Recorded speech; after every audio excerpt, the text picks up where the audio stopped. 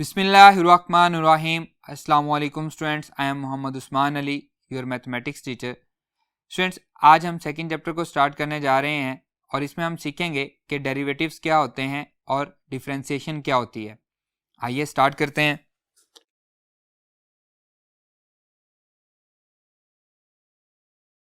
जी students, previous classes में हम पढ़ के आए हैं what are the dependent and independent variable. यहाँ पे हम उसको रिकॉल कर लेते हैं। देखिए, ये हमारे पास एक फंक्शन है a is equals to pi r square. इसमें हमारे पास एरिया जो है वो रेडियस पे डिपेंड कर रहा है। जैसे जैसे हम रेडियस को बढ़ाते जाएंगे हमारा एरिया भी बढ़ता जाएगा सर्कल का, और जैसे जैसे हम आर को कम करते जाएंगे, रेडियस को कम करेंगे, हमारा सर्कल का एरिया भी कम होता जाएगा। तो यहाँ पे हम क्या कहेंगे कि r is the independent variable and a is dependent variable, और ए किस पे डिपेंड कर रहा है? आर पे डिपेंड कर रहा है।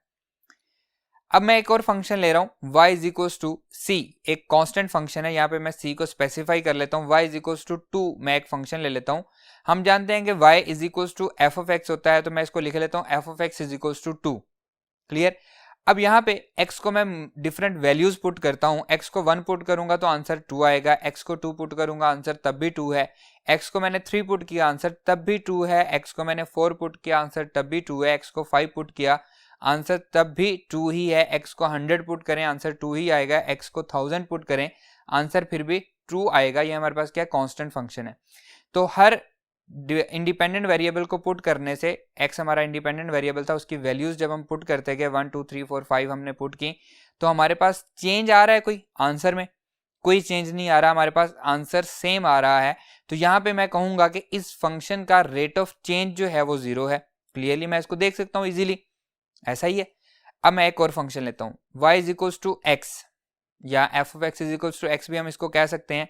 x को मैं 1 पुट करूंगा y का आंसर 1 आएगा, x को 2 पुट करूंगा आंसर 2 आएगा, x को 3 पुट करूंगा आंसर 3 आ जाएगा, 4 पे 4 आ जाएगा, 100 पे 100 आ जाएगा, 1000 पे 1000 आंसर आ जाएगा।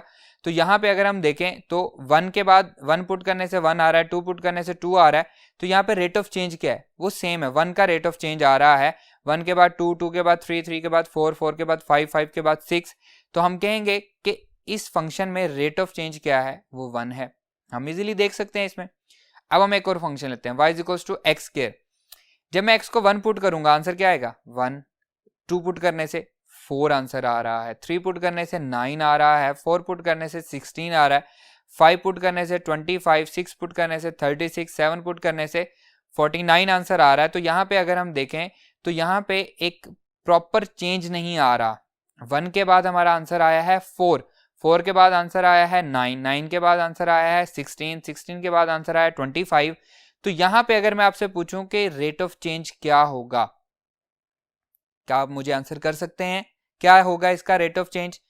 इसी तरह के और बहुत सारे फंक्शंस हैं। y is equals to x cube plus 3, y is equals to x power 4 plus x cube plus x square plus 1। बहुत सारे फंक्शंस हैं, ट्रिग्नोमेट्रिक फंक्शंस हैं, एक्सपोनेंशियल फंक्शंस हैं। उनका रेट ऑफ चेंज कैसे फाइंड करेंगे? क्या हमारे पास कोई फॉर्मूला है इसको फाइंड करने का? तो आइए अब हम सीखते हैं कि हम इसको कैसे फाइंड करेंगे। देखें, ये मेरे पास फंक्शन है y is equals to f of x. इसमें मैं इसको मैं कह लेता हूँ इक्वेशन नंबर 1 है ये मेरी। इसमें मैं एक चेंज लेके आता हूँ, y में चेंज लेते हैं तो y प्लस डेल्टा y बन जाता है, इज इक्वल्स टू x में जब हम चेंज लेके आते हैं तो वो बनता है f of x plus delta x। इसको मैं इक्वेशन नंबर 2 कह लेता हूँ। दोनों इक्वेशन को सब्ट्रैक्ट करें तो ये बनता है y plus delta y minus y, left hand side से लेफ्ट हैंड साइड सब्ट्रैक्ट हो गई, equals to f of x plus delta x minus f of x। y से y कैंसिल हो गया लेफ्ट हैंड साइड में, तो बचा delta y। तो यहाँ से हमारे पास इक्वेशन बनी delta y equals to f of x plus delta x minus f of x।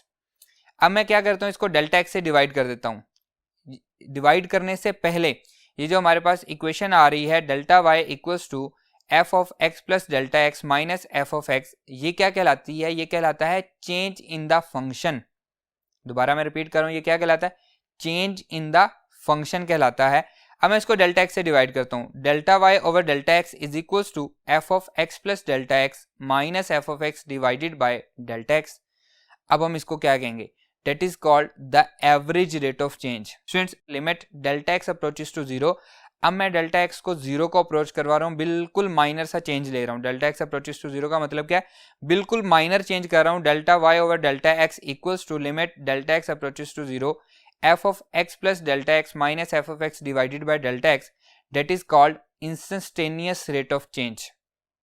Clear? तो यहाँ पे हमारे पास डेफिनेशन बनती है the instantaneous rate of change of dependent variable with respect to the independent variable is called the derivative, and the process of finding the derivative is called differentiation. Clear students? अब देखें, मैं इसी को दोबारा देख रहा हूं. हमारे पास फर्स्ट स्टेप क्या था, हमने उसमें चेंज लेके आए थे, y में और x में हम चेंज लेके आए थे, इसको हम कहते हैं ये हमारा स्टेप 1 है. फिर हमने इन दोनों को सब्ट्रैक्ट कर दिया, ठीक है, इसे हम कहेंगे स्टेप 2. फिर हमने इसको डेल्टा एक्स से डिवाइड किया, इसे हम कहेंगे स्टेप 3, और एंड पे हमने इस पे लिमिट अप्लाई की, इसे हम क्या कहेंगे, स्टेप 4 कहेंगे. तो इस प्रोसेस को हम क्या कहते हैं, डिफरेंशिएशन कहते हैं. इससे डेरिवेटिव जो हम फाइंड करते हैं इसको हम एबी इनिशियो मेथड कहते हैं, या फिर हम इसको फर्स्ट प्रिंसिपल भी कह सकते हैं, या फिर हम कह सकते हैं कि finding the derivative by definition.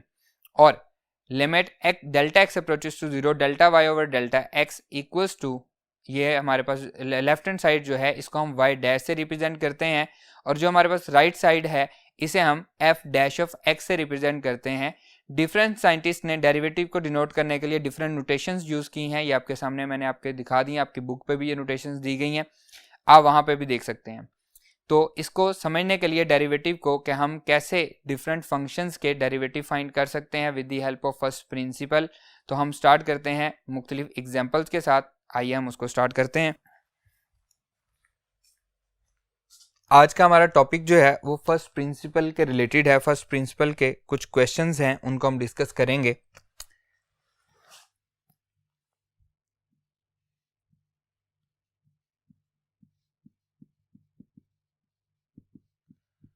First principle, या फिर हम इसको बाय डेफिनेशन भी कहते हैं,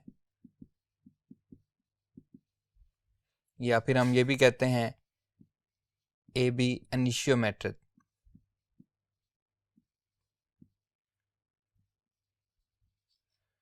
आपको क्वेश्चन किसी भी तरह से आ सकता है, वो आपको कह सकता है कि solve with the help of first principle, या फिर कह सकता है solve with the help of definition, या फिर आपको ये कह सकता है कि solve by ab initio method. तो तीनों एक ही हैं.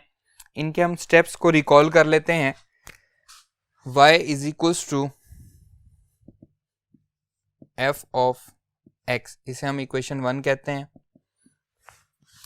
अब इसका फर्स्ट स्टेप क्या है, हम चेंज को डिस्कस करते हैं.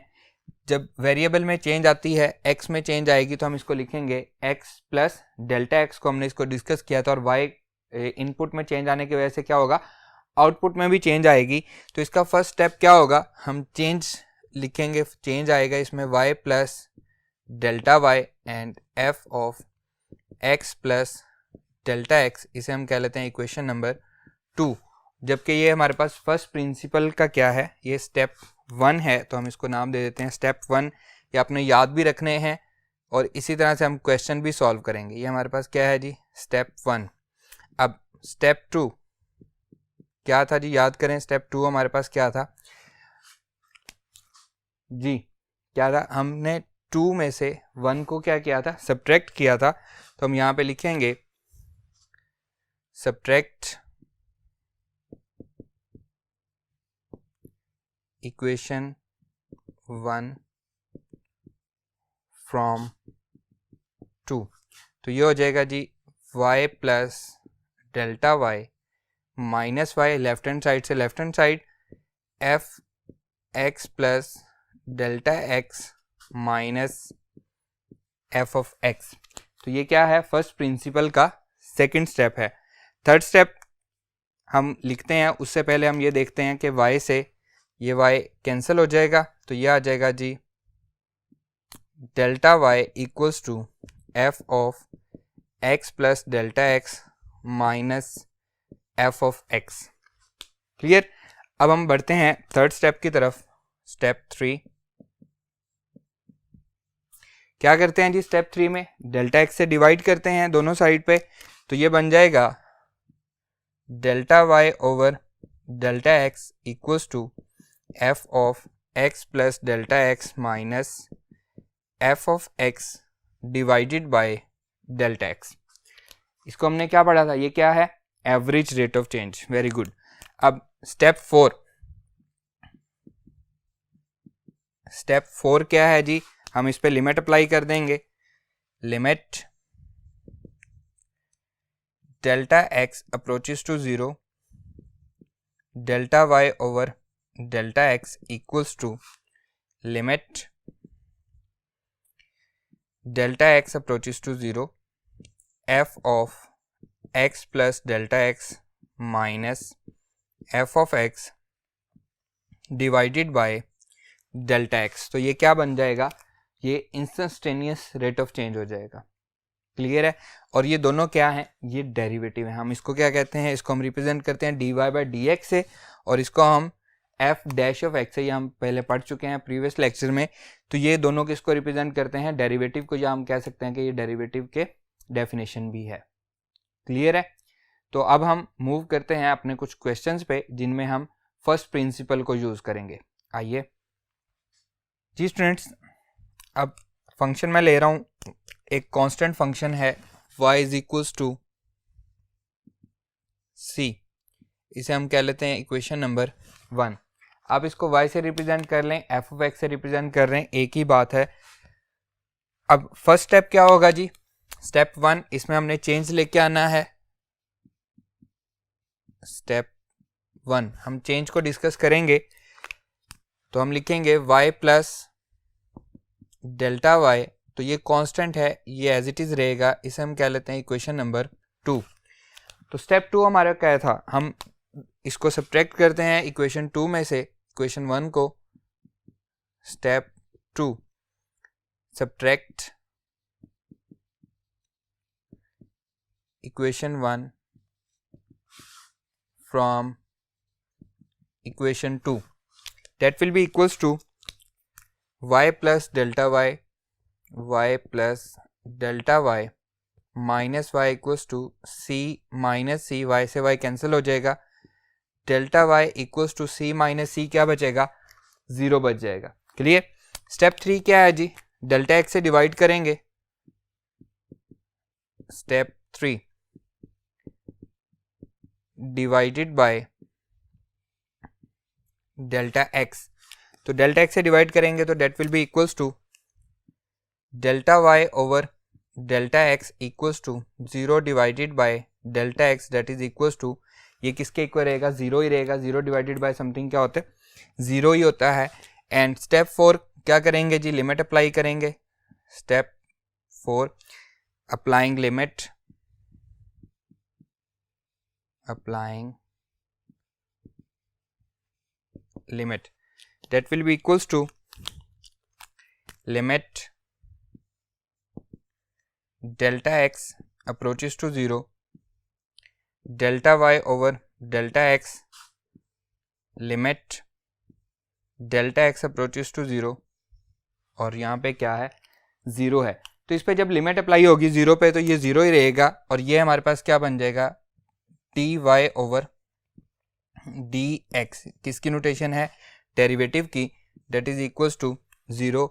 तो क्या मतलब है जी, कांस्टेंट का डेरिवेटिव क्या आएगा, वो 0 आएगा। क्लियर। अब हम वेरिएबल लेते हैं। आइए जी स्टूडेंट्स, नेक्स्ट एग्जांपल है जी y is equals to x।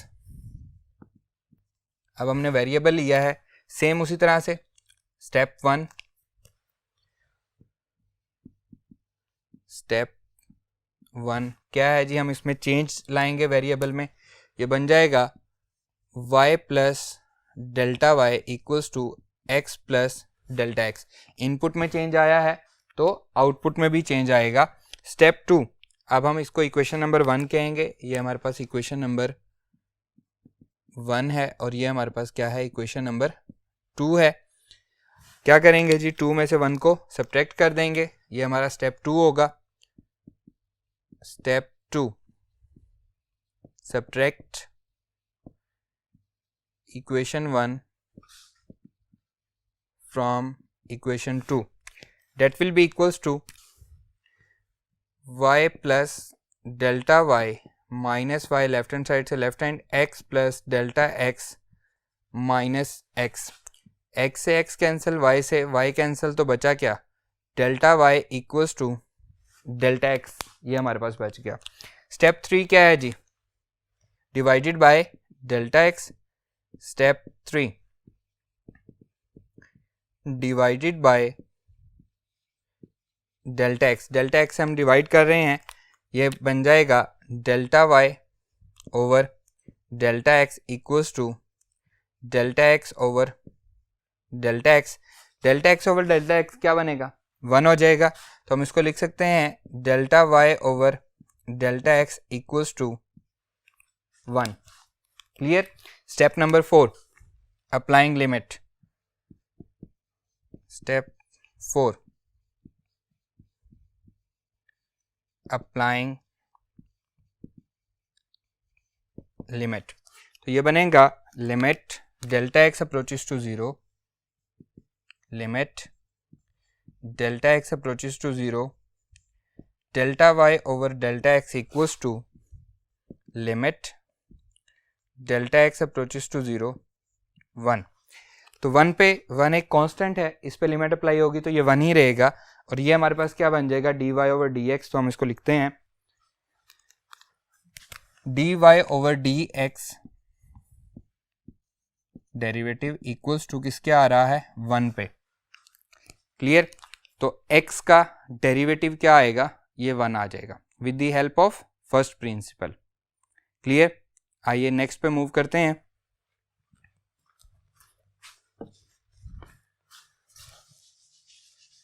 Ji students, next example है y is equals to x square.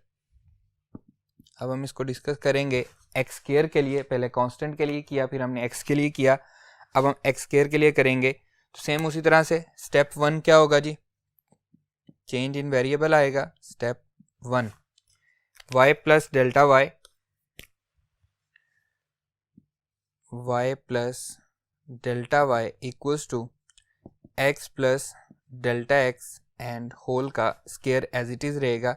इसे हम कहेंगे इक्वेशन नंबर 2, और ये हमारे पास है इक्वेशन नंबर 1। स्टेप 2 क्या है जी, इक्वेशन 2 में से इक्वेशन 1 को हमने सब्ट्रैक्ट करना है। स्टेप 2 ये अपने साथ साथ ऐसे ही लिखना है, step 2 subtract equation 1 from equation 2। Clear.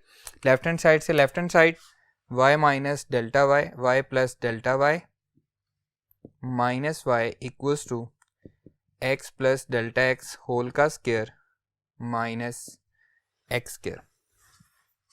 Clear. अब हम इसको सिंप्लीफाई कर लेते हैं, ये y से y कैंसिल हो जाएगा, बचेगा delta y equals to a square plus 2ab plus b square minus x square as it is.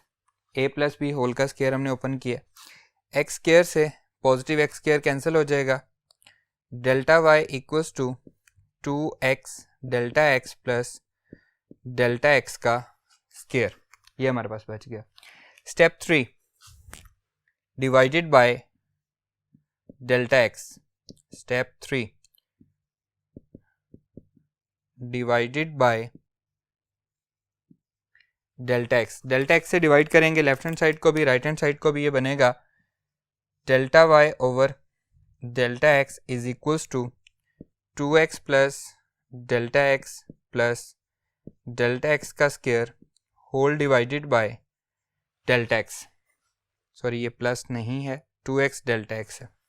Clear. अब ये अलग अलग डिवाइड हो जाएगा, delta y over delta x equals to 2x delta x divided by delta x plus delta x whole का square divided by delta x। Clear. Delta x से delta x cancel, तो बचा क्या 2x, डेल्टा x से square cancel, तो बचा क्या delta x। अब हम इसको लिख लेते हैं जी स्टूडेंट्स, ये बन जाएगा delta y over delta x, delta y over delta x equals to 2x plus delta x। Clear. अब हम क्या करेंगे जी, स्टेप 4 है हमारा, step 4 applying limit.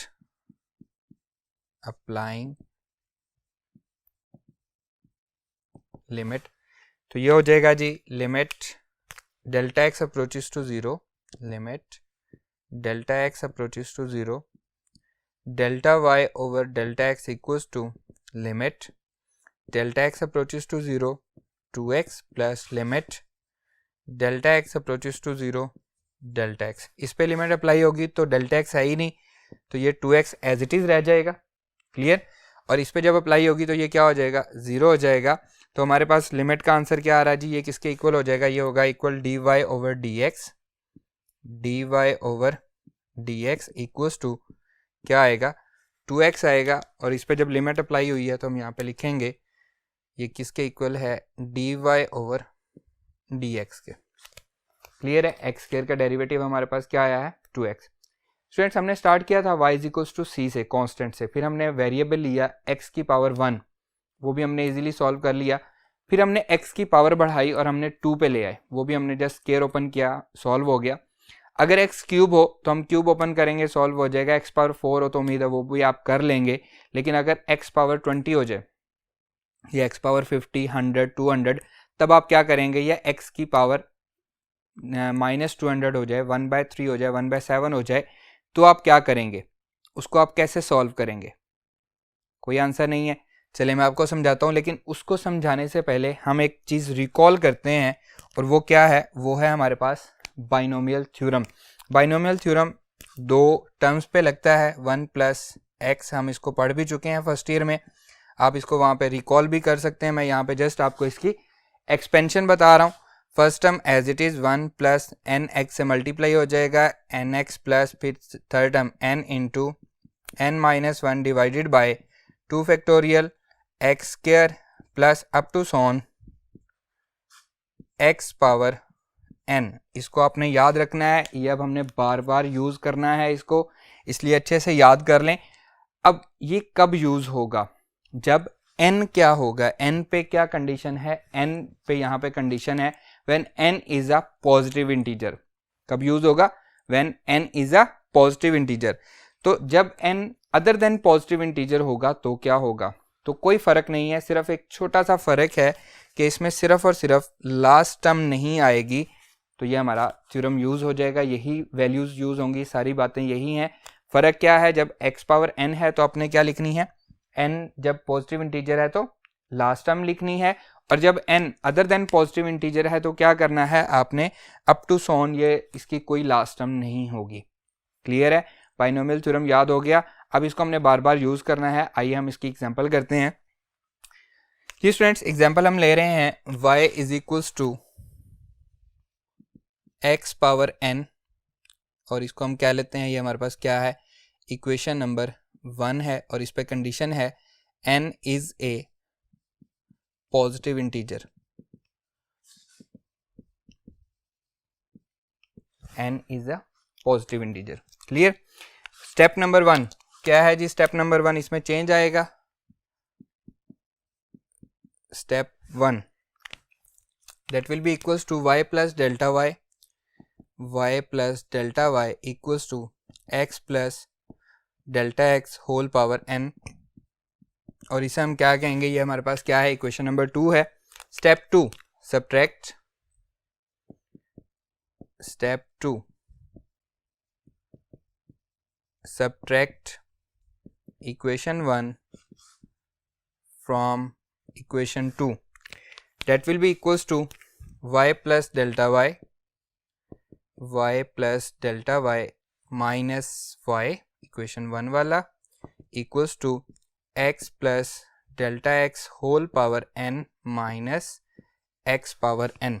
Left hand side से लेफ्ट हैंड साइड सब्ट्रैक्ट होगी, राइट हैंड साइड से right hand side, ये कैंसिल हो जाएगा, ये बचेगा डेल्टा y इक्वल्स टू, अब अगर हमें इस पे बाइनोमियल थ्योरम लगाना है तो हम इसको क्या बनाएं, 1 + x बनाएं, यहाँ पे 1 बनाएं, तो यहाँ से हम x कॉमन ले लेते हैं, यहाँ पे 1 बच जाएगा, प्लस डेल्टा x, क्योंकि इसमें x नहीं है तो x यहाँ पे डिवाइड हो जाएगा, एंड होल पावर क्या आ जाएगी, n आ जाएगी, minus x power n as it is रहेगा, clear?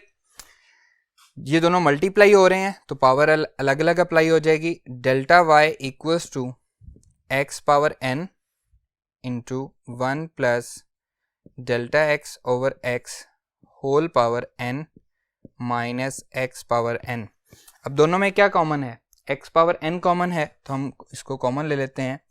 Delta y equals to x power n, अंदर बचा 1 plus delta x over x whole power n minus 1।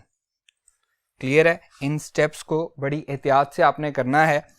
अब इस पे हम क्या लगाएंगे? बाइनोमियल थ्योरम अप्लाई करेंगे। तो हम यहाँ पे लिख देते हैं applying binomial theorem. Applying binomial theorem. Power क्या है? पॉजिटिव इंटीजर है तो लास्ट टर्म लिखेंगे हम। That will be equals to delta y x power n, ये ब्रैकेट एज इट इज इस पे लग रहा है, 1 प्लस पावर मल्टीप्लाई हो जाएगी n into delta x over x plus n into n minus 1 divided by 2 factorial delta x over x whole का square plus up to so on 3 dots. Second term क्या थी? डेल्टा एक्स ओवर एक्स थी। Delta x over x whole power क्या आ जाएगी? n। ये हमारे पास इस पे बाइनोमियल थ्योरम लग गया। फिर माइनस एज इट इज और ये 1 एज इट इज और ब्रैकेट क्लोज। क्लियर? ये 1 और ये 1, एक पॉजिटिव है एक नेगेटिव है तो कैंसिल हो जाएंगे। ये 1 और ये 1 कैंसिल हो गए तो ये हमारे पास इक्वल आएगा delta y equals to x power n as it is into n delta x over x plus n into n minus 1 divided by 2 factorial delta x over x, इसका भी स्क्वायर और इसका भी square plus up to so on delta x over x delta x power n divided by x power n. Clear? और यहाँ पे हमारे पास क्या होगी? ब्रैकेट क्लोज हो जाएगी। अब सब में डेल्टा एक्स आ रहा है तो हम डेल्टा एक्स को कॉमन ले लेते हैं। Delta y is equals to x power n, delta x क्या बचेगा? N over x plus n into n minus 1 divided by 2 factorial. एक डेल्टा एक्स कॉमन चला गया, x square plus up to so on delta x एक common चला गया है तो n माइनस 1 बच जाएगा x power n as it is. Clear? Delta x common लेने की वजह क्या है? ताकि जब हम डेल्टा एक्स से डिवाइड करें तो ये कैंसिल आउट हो सके। तो स्टेप 3 हमारे पास क्या था?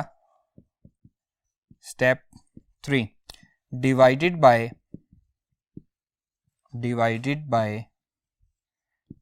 Delta x.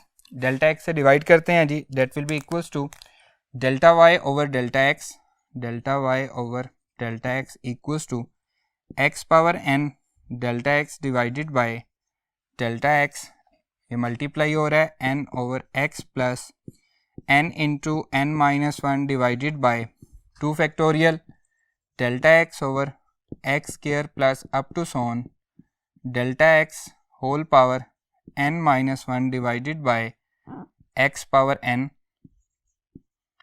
And bracket close. Clear? अब ये कैंसिल आउट हो जाएंगे, बचेगा क्या? Delta y over delta x equals to x power n into n over x plus n into n minus 1 divided by 2 factorial delta x over x square plus up to so on delta x power n minus 1 divided by x power n। Clear? Simplify हो गया। अब step 4 applying limit. Applying limit. That will be equals to limit delta x approaches to 0, delta y over delta x equals to limit delta x approaches to 0, x power n into n over x plus n into n minus 1 divided by 2 factorial delta x over x square plus up to so on delta x whole power n minus 1 over x power n. Clear? अब जब limit apply होगी तो ये बनेगा dy over dx x power n as it is, क्योंकि इसमें delta x नहीं है, n over x delta x नहीं है, तो ये क्या बचेगा n ओवर x ही रहेगा, प्लस इस पे जब लिमिट अप्लाई होगी तो डेल्टा x 0 को अप्रोच करेगा तो ये सारी वैल्यू क्या हो जाएगी 0, प्लस नेक्स्ट वाली भी 0, plus up to so on last वाली भी क्या हो जाएगी 0 हो जाएगी. क्लियर है? अब इसको हम सिंप्लीफाई कर लेते हैं. That will be equals to, इसको मैं लिख सकता हूँ n x power n divided by x. Clear? इस x की पावर क्या है 1 और इसकी पावर क्या है n, तो ये ऊपर जाएगा तो पावर क्या हो जाएगी नेगेटिव हो जाएगी, तो इसे हम लिख सकते हैं n x power n x power -1. Base same हो तो पावर्स क्या होती हैं ऐड, तो ये क्या हो जाएगा, इसको हम लिखेंगे dy by dx equals to n x power n -1. तो ये क्या है, इसका डेरिवेटिव है, और साथ कंडीशन क्या है, where n is a positive integer, n is a positive integer. Clear? अब हम डिस्कस करते हैं कि जब n पॉजिटिव इंटीजर नहीं होगा तो हम क्या करेंगे. आइए,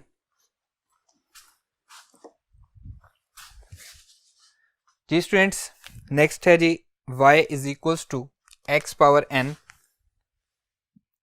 y equals to x power n. इसको हम क्या कहेंगे, इक्वेशन नंबर 1. अब यहाँ पे कंडीशन क्या है, where n is not a positive integer. पहले हमने किसके लिए डिस्कस किया, when n is a positive integer, और अब क्या है when n is not a positive integer. तो सेम उसी तरह से स्टेप 1 क्या होगा जी, हम इसमें चेंज लेके आएंगे, ये बनेगा y plus delta y.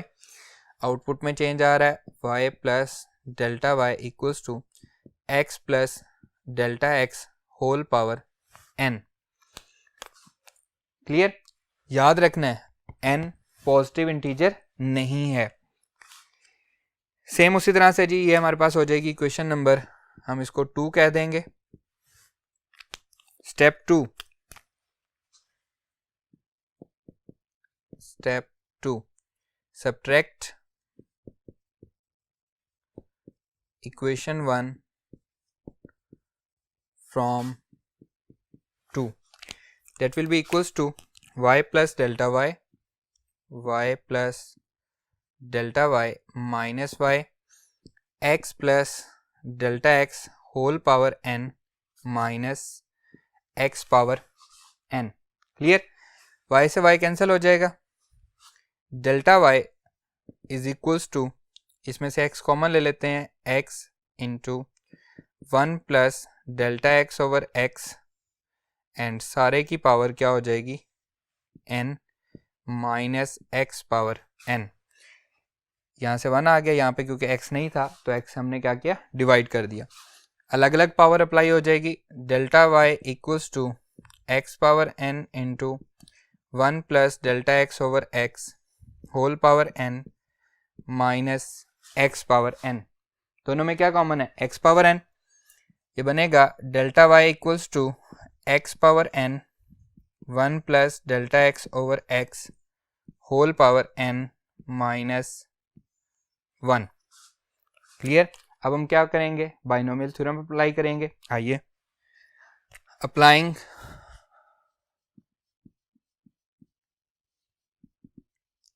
Binomial theorem.